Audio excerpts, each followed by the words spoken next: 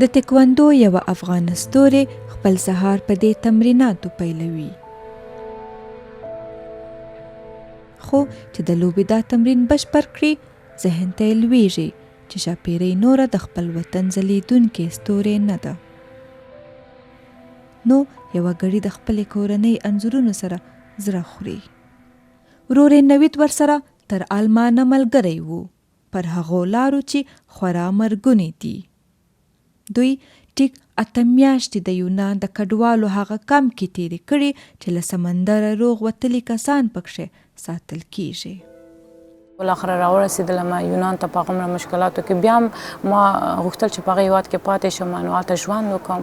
بیا غوښتل مې چې بیرته خپل هېواد ته ولاړ شم، چې دا آرزو خو اوس نشي پوره کېدلی. هلته چې زه پاتې شوم، نو زما دغه څه چې اسنادونه ول، څه چې شیان و چې ما ته یې ښودل چې زه څوک وم او ما څومره تلاش کړی و دې کارو لپاره، دا درز د ما نه ورک شول، یعنې غلو ویوړل چې زه واقعا شاک شولم وخت چې داسې وضعیت چې زه خو اوس هېڅ شی هم نه لرم، یعنې ډېره سخته ده چې په دې شرایط کې. نو بال د هغې ما تصمیم و چې زه په دې هېواد کې نه پاتې کېږم، ځکه چې دا هېواد هم د ما لپاره سیف نه دی. شاپیرۍ 1 کال کېږي د آلمان په مونیخ کې لا هم بې برخلیکه ده او انتظار باسي چې ګوندی د ستړي ژوند سکون به ومومي. وقتی اینجا که من رسیدم مشکلات بود و مشکلات هست، اما بازم به خاطر از اینکه من هیچ وقت او هدفی که در زندگی بر خودم تعیین کرده بودم ازش بر نمیگردم، یعنی او رو نمیمانم کمو تا آرزو بانه.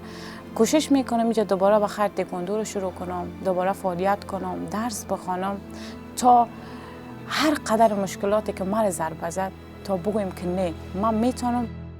دا 2015 کال کې د پنشیر درې ته د افغان غرختونکو انجونو بریالی سفر و چې دا پکې سرلارې وه. په غرختنه، تکواندو او نورو لوبیزو هنرونو کې بلا میډالونه او امتیازونه ګټلي، خو وایي کډوالي ترې ټولې ویاړنې پاتې کړې. تمنا ورسره د کډوالۍ د لارو اوږد سفر کړی.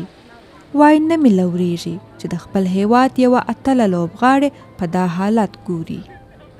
در افغانستان من خیلی علاقه داشتم به رشته بوکس، اما از طرف خانواده که اصلا اجازه نداشتم و یگانه دلیل تشویقم که بود شاپیرۍ جان بود.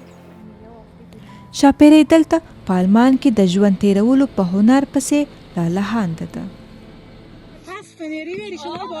نوې ملګرې موندلي، د ژبې زده کړې ته ځي